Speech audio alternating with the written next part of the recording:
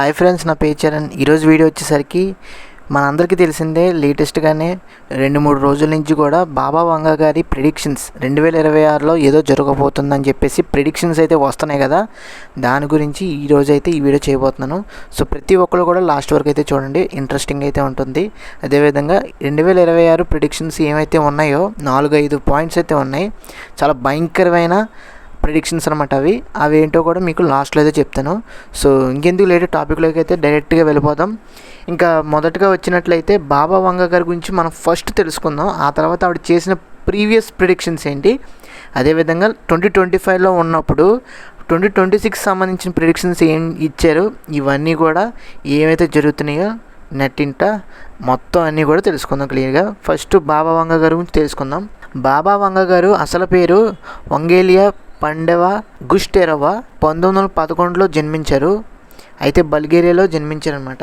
ఆవిడ సొంత ఊరు బల్గేరియా. 1923లో బాబా వంగా ఆయన ఫాదర్ నోవోసెల్లోకి షిఫ్ట్ అయిపోయారనమాట. అప్పుడు ఆమెకి దాదాపు 13 ఏళ్ళ వయసు. అనుకోకుండా ఆ ఏరియాలో టోర్నాడో వచ్చి చాలా భారీ నష్టం అయితే చేసింది. ఈ టైంలోనే బాబా వంగా గారి ఐస్ మీద శాండ్ అండ్ డస్ట్ పార్టికల్స్ పడి ఐసైట్ని అయితే కోల్పోయారు. బట్ ఆ టైంలోనే వరల్డ్ వార్ 2 కూడా జరుగుతుంది. ఈ టైంలోనే బాబా వంగా గారు ఆమె చెప్పే ఫ్యూచర్ ప్రిడిక్షన్స్కి చాలామంది అట్రాక్ట్ అయ్యి, ఇంక్లూడింగ్ వరల్డ్ లీడర్స్ కూడా అట్రాక్ట్ అయ్యి, ఒక విషయం ఏంటంటే బాబా వంగా గారికి ఐసైట్ లేకపోయినా కానీ అమూల్యమైన శక్తులు అయితే వచ్చాయి. ఈమె చెప్పే ప్రిడిక్షన్స్కి చాలా అట్రాక్ట్ అయిన కొంతమంది లీడర్స్ అయితే వాళ్ళ ఆఫీస్లోనే మంచి పొజిషన్ ఇచ్చి, శాలరీ ఇచ్చి చాలా బాగా అయితే బాబా వంగా గారిని చూసుకున్నారు. అండ్ కొన్ని ప్రిడిక్షన్స్ ఏమైతే చెప్పేవారో అది ఎవరైనా బాబా వంగా గారిని పట్టుకుంటే వెంటనే వాళ్ళ ఫ్యూచర్ ఏంటి, వాళ్ళ లైఫ్ ఏంటి అని పూర్తి విషయాలతో ఆవిడకైతే, మిగతా వాళ్ళకైతే ఎవరైతే శిష్యులు ఉంటారో లేదనుకుంటే ఎవరైతే సాధారణమైన ప్రజలు ఉంటారో వాళ్ళకైతే చెప్పేవారు అనమాట.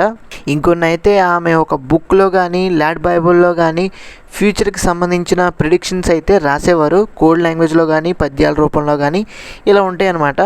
ఇవన్నీ కూడా భవిష్యవాణి చెప్పేవారు అనమాట. అండ్ బాబా వంగా గారి ఫాలోవర్స్ కూడా నోట్అవుట్ చేసుకుని ప్రిడిక్షన్స్ ఇస్తూ ఉంటారనమాట. సో ఆ రూపంలో కూడా మనకి బాబా వంగా గారు చేసిన ప్రిడిక్షన్స్ కూడా వాళ్ళ ఫాలోవర్స్ ద్వారా మనకు బయటికి తెలుస్తూ ఉంటాయి. అదే ప్రక్రియలో ఏంటంటే కొన్ని ప్రిడిక్షన్స్ చూసినట్లయితే ఆమె ఏం చెప్పారంటే వరల్డ్ వార్ 2 జరుగుతుంది. ఆవిడని పుట్టిన సమయంలోనే, అదేవిధంగా పెరుగుతున్న సమయంలోనే, ఆవిడకి ఐసైట్ కోల్పోయిన సమయంలోనే వరల్డ్ వార్ 2 జరుగుతూ వస్తుంది. అదేవిధంగా ఆవిడ వరల్డ్ వార్ 2 నష్టం అనేది ఎలా ఉంటుందో కూడా చెప్పారు. అదేవిధంగా యుఎస్ఎస్ఆర్, సోవియట్ యూనియన్ డిజాల్వ్ అవుతుందని కూడా చెప్పారు. బల్గేరియాలో ఎర్త్క్వేక్స్ వస్తాయని చెప్పేసి ఆవిడైతే ప్రిడిక్షన్ చేశారు, అన్నట్టుగానే జరిగింది. అదేవిధంగా అమెరికాలో 9/11 అటాక్స్ అయితే జరుగుతాయి, 2 పక్షులు కూలిపోతాయి అనే విధంగా చెప్పడంతో అది దీనికి అనుకూలంగా తీసుకున్నాను. అంటే 2 పక్షులు అంటే అమెరికాలో ట్విన్ టవర్స్ అనే కదా. సో ఆ ట్విన్ టవర్స్ ఏవైతే ఒక పక్షి ఏదైతే ఏరోప్లేన్ వచ్చి గుద్దిందో ఆ పక్షులు అనేవి కూలిపోయినాయి, కాబట్టి దాని ద్వారా 9/11 అటాక్స్ జరిగినాయని చెప్పేసి ఒక ప్రిడిక్షన్ అయితే చేసినట్టు అనిపించింది. అదేవిధంగా మనందరికీ అవగాహన అయితే చేసుకున్నాం. ఇంకా అదేవిధంగా 44th ప్రెసిడెంట్ ఆఫ్ యునైటెడ్ స్టేట్స్కి ఎవరైతే బ్లాక్ పర్సన్ అయినా, ఆఫ్రికన్ పర్సన్ అయినా ఒబామా గారు ప్రెసిడెంట్ అవుతారని ఏ విధంగా చెప్పారో, అంటే అమెరికాలో తెల్లవాళ్ళే ప్రెసిడెంట్ అవుతారు ఆ దేశానికి అనే ఒక ఏవైతే మూఢనమ్మకం ఉందో దాన్ని బ్రేక్ చేసే విధంగా ఒక ఆఫ్రికన్ పర్సన్ వస్తాడు, అతను బ్లాక్ జాతికి సంబంధించిన వాడు, ఖచ్చితంగా అమెరికాకి ప్రెసిడెంట్ అవుతారని చెప్పేసి ఒక మిత్ని అయితే బ్రేక్ చేశారు. అదేవిధంగా 2004లో ఇండియన్ ఓషన్లో సునామీ వస్తుందన్నారు. అదేవిధంగా అదే జరిగింది. సో ఇలాగా ఈవిడ చేసిన ప్రతి ప్రిడిక్షన్ కూడా కొన్ని జరుగుతున్నాయి, కొన్ని జరగట్లేదు. ఇవన్నీ కూడా మనందరికీ తెలిసిందే. ఇన్ఫ్యాక్ట్ మీకు ఇంకోటి నిజం చెప్పాలి, 2024లో మయన్మార్ సునామీ వస్తుందని చెప్పేసి, అటాక్ చేస్తుందని చెప్పేసి ప్రిడిక్ట్ చేశారు ముందే, నిజమైంది కూడా. బట్ ఇవన్నీ కూడా అంతంత మట్టుకే మనకి చెప్పగలం. కానీ ఏదేమైనా సరే 2026 ప్రిడిక్షన్స్ అనేవి ఏ విధంగా ఉండబోతున్నాయి ఇప్పుడైతే చూద్దాం ఒక్కొక్కటి. ఈస్ట్ నుండి వెస్ట్ వరకు, ఆసియా నుండి స్టార్ట్ అవుతుంది ఈ వరల్డ్ వార్ 3 అని చెప్పేసి ఒక మాట అయితే అన్నారు. మూడవ ప్రపంచ యుద్ధం అనేది ఏషియా నుండి స్టార్ట్ అవుతుందని చెప్పేసి ఈవిడైతే ప్రిడిక్ట్ చేశారు. అనుకున్నట్టుగానే మనం ఫస్ట్ చూసుకున్నట్లయితే ఈస్ట్ నుంచి వెస్ట్ కానీ ఏదైతే మనకి ప్రస్తుతం యుద్ధాలు ఏవైతే జరుగుతున్నాయో రష్యా ఉక్రెయిన్ కానీ, అదేవిధంగా రష్యాకి యూరోపియన్ యూనియన్ కంట్రీస్ కానీ ఏవైతే జరుగుతున్నాయో మనందరికీ తెలిసిందే. అదేవిధంగా రష్యాకి అమెరికాకి కోల్డ్ వార్ జరుగుతుందని మనందరికీ తెలిసిందే. ఒకరికి పడదని మనందరికీ తెలిసిందే. బట్ అయినా సరే ఏదో రకంగా అటాక్ అనేది 2026లో వరల్డ్ వార్ 3 స్టార్ట్ అవుతుందని చెప్పేసి ఒక ప్రిడిక్షన్ అయితే చేశారు. అది మనకి ఎంత మట్టుకు అనేది మనకు తెలియదు. మనకి 2025లోనే ఎన్నో యుద్ధాలు జరిగినాయి. ఈ యుద్ధాలన్నీ కూడా ఒక విధంగా చాలా చెడు చేసే విధంగానే ఉంది భారతదేశానికి కానీ, లేదంటే ప్రపంచ వ్యవస్థకు కానీ చెడు చేసినట్టుగానే ఉంది. కానీ వరల్డ్ వార్ 3 అనేది ఏషియా నుండి స్టార్ట్ అవుతుందని చెప్పేసి ఈవిడైతే ప్రిడిక్ట్ చేశారు. అదేవిధంగా ప్రపంచాన్ని శాసించే ఒక యోధుడు మొనగాడు పుడతానని చెప్పేసి ఒక మాట అయితే అన్నారు ఆవిడ. అదే వాల్మీర్ అంటే మనందరూ తెలిసింది. వాల్మీర్ పుట్టినేమో రష్యా ప్రెసిడెంట్ వాల్మీర్ పుట్టినేమో అనుకుంటారు, కానీ కాదు. వాల్మీర్ అంటే బేసికల్గా ఒక ప్రపంచాన్ని శాసించే యోధుడు అని ఒక అర్థం అయితే వస్తుంది. అది వాళ్ళ భాషలో అలా అయితే వాల్మీర్ అని ఉంది. సో అది చాలామంది ఈ విధంగా కనెక్ట్ చేసుకుంటున్నారు అనమాట. సో అందుకు ఈ విధంగా అయితే బట్ ఏమో చెప్పలేం. రష్యన్ ప్రెసిడెంట్ వ్లాదిమిర్ పుతిన్ శాసించచ్చేమో ఈ ప్రపంచాన్ని, మన చేతిలో లేదు కదా. అదేవిధంగా ఏలియన్స్ కాంటాక్ట్ అనేది జరుగుతుంది 2026లో నవంబర్ మంత్లో. ఏలియన్కి హ్యూమన్కి ఫస్ట్ కాంటాక్ట్ ఉంటుందని చెప్పేసి, ఇది వెరీ బిగ్ స్పేస్ క్రాఫ్ట్ వేసుకొని వస్తానని చెప్పేసి ఆవిడైతే ప్రిడిక్ట్ చేశారు. మనం ప్రీవియస్ కానీ ఎన్నో ఆర్టికల్స్లో కానీ ఎన్నో ప్రిడిక్షన్స్ కానీ కొన్ని న్యూస్లు కూడా చూసాం. ఏవని వావ్ సిగ్నల్ అనేది ఏలియన్స్ నుంచి వచ్చింది, అది మన సైంటిస్టులు డీకోడ్ చేశారని చెప్పేసి అని మన అందరికీ తెలిసిందే. బట్ ఇది ఖచ్చితంగా 2026 నవంబర్లో జరుగుతుందని చెప్పేసి ఈవిడైతే కన్ఫామ్గా అయితే చెప్తున్నారు. బట్ చూడాలి ఏలియన్కి హ్యూమన్కి ఫస్ట్ కాంటాక్ట్ అనేది ఎలా జరుగుతుంది, ఏ విధంగా జరుగుతుంది, అసలు మన ఎర్త్ అట్మాస్ఫియర్కి స్పేస్ క్రాఫ్ట్ అనేది ఎలా వస్తుంది, యూఎఫ్ఓ అనేది ఎలా వస్తుంది అనేది మనకు తెలియాలి. ఇంకా అదేవిధంగా బాబా వంగ గారు చాలా క్రిటికల్గా చెప్పింది, చాలా క్రూషియల్గా చెప్పింది, సివియర్ క్లైమేటిక్ చేంజెస్ అయితే ఉంటాయి. అందులో భూకంపాలు అయితే వస్తాయి, వాల్కనిక్ ఎరప్షన్స్ అయితే జరుగుతాయి. మీకు షాకింగ్ విషయం చెప్పాలంటే దాదాపు 7 నుంచి 8% వరకు ల్యాండ్ మాస్ అనేది భూమి మీద ఎఫెక్ట్ అయ్యే అవకాశం అయితే ఉంటుంది. ఇందులో ఎటువంటి సందేహం అయితే లేదని చెప్పింది ఆవిడ.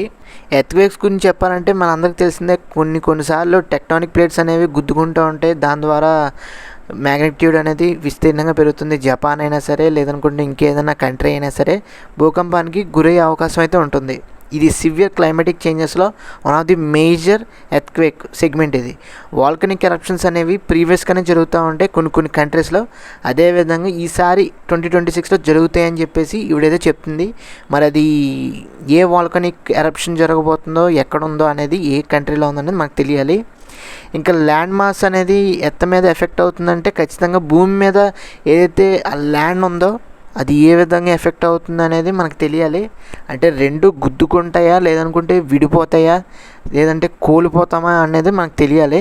అదేవిధంగా ఏ కంట్రోల్ చేస్తుంది హ్యూమన్ అని చెప్పేసి ఇది కూడా వచ్చింది మనకి. ఏ కంట్రోల్ అనేది సెవరల్ హ్యూమన్ జాబ్స్ మీద ఎఫెక్ట్ అవుతుందని చెప్పేసి అంటున్నారు. హ్యూమన్ జాబ్స్కి ఖచ్చితంగా రీప్లేస్మెంట్గా ఏ అయితే వస్తుందని చెప్పేసి చాలామంది వాడుతున్న సమయంలోనే, వాడుతున్న కాలంలోనే ఇప్పుడు కూడా చాలామంది చెప్పే వాదన ఇదే. ఖచ్చితంగా హ్యూమన్ జాబ్స్ని రీప్లేస్ చేసే విధంగా ఏ వస్తుంది, అప్పుడు జనాలకి ఉద్యోగాలు ఉండవు, దాని ద్వారా కష్టాలు అయితే పడాల్సి వస్తుందని చెప్పేసి ఒక వాదన అయితే ఉంది. అదేవిధంగా అనేది పర్సనల్ రిలేషన్షిప్ని కూడా ఎఫెక్ట్ చేసే విధంగా ఉంటుందని చెప్పేసి ఓ మాట అయితే అన్నారు. బట్ ఇది ఏ విధంగా ఎఫెక్ట్ చేస్తుంది అనేది మనకు తెలియాలి. ఎందుకంటే ఖచ్చితంగా అనేది అంటే టెక్నాలజీ ఏదైనా సరే, కానీ లేదనుకుంటే వేరేది ఏదైనా సరే మనల్ని అయితే కంట్రోల్ చేస్తుంది అంటలో ఎటువంటి సందేహం అయితే లేదు. ఎందుకంటే పొద్దున్న లేస్తే ఖచ్చితంగా ఫోన్ చూస్తాం, అదేవిధంగా ల్యాప్టాప్ చూస్తాం, లేదనుకుంటే టీవీ చూస్తాం, ఏదోటి కన్జ్యూమ్ చేస్తాం. టెక్నాలజీని కానీ, ఏఐని కానీ, ఇన్ఫర్మేషన్ కానీ ప్రతి ఒక్కటి మనం ఎక్స్పీరియన్స్ చేస్తూ ఉంటాం, ప్రతిదీ కన్జ్యూమ్ చేస్తూ ఉంటాం. ఇందులో ఖచ్చితంగా ఒక పాయింట్ అయితే ఉంది, అందులో ఖచ్చితంగా మనం ఎఫెక్ట్ అయితే అవుతాం. ఇంకా అదేవిధంగా ఎవ్రీడే యాక్టివిటీస్లో ఖచ్చితంగా అనేది రీప్లేస్ అయితే జరుగుతుందని చెప్పేసి ఒక విధంగా వాదన అయితే వస్తుంది. లైక్ ఇంట్లో మనం క్లీన్ చేసుకోకపోయినా మెషిన్స్ పెట్టి, రోబోట్స్ పెట్టి మనం క్లీన్ చేసేసుకుంటాం. అది కూడా ఒక విధంగా ఏ ఆల్గారిథం ద్వారానే కదా మిషన్స్ అనేవి పనిచేసేవి. అదేవిధంగా ఫ్యూచర్లో మనుషులు సర్వ్ చేసే ఫుడ్ ఏదైతే ఉందో అది రోబోట్స్ సర్వ్ చేస్తాయి. ఈ పాటిగా మనకి చాలా మటుకి న్యూస్లో చూస్తున్నాం, రోబోట్స్ సర్వ్ చేస్తున్నాయి ఫుడ్ అనేది. సో ఈ విధంగా అనేది హ్యూమన్స్ని కంట్రోల్ చేస్తుంది. అది చాలా ప్రమాదకరంగా మారిపోతుందని చెప్పేసి ఆవిడైతే ప్రిడిక్ట్ చేశారు.